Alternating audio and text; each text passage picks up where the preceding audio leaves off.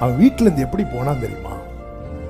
அப்பா கொடுத்த பல்லவரன் அங்கேயே போட்டுட்டு, அப்பா பாய் பா அப்படி பேக்கெல்லாம் தூக்கிட்டு அவ்வளவு சந்தோஷமா போனான்.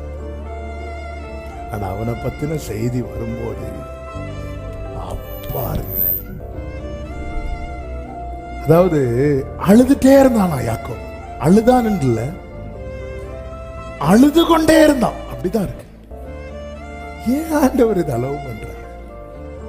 பிரசன்ட் புரியாது, ஆனா ஃபியூச்சர் என்ன? ஃபியூச்சர் யாக்கோபு வந்து யோசேப்பை பார்த்து சொல்றான், நான் உன்னை பார்ப்பேன்னு நினைக்கல, ஆனா உன் பிள்ளைய என்ன பார்க்க வச்சுட்டா.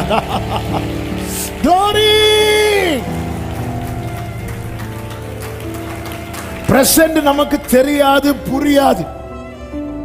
எனக்குள்ள என்ன இருக்குன்னு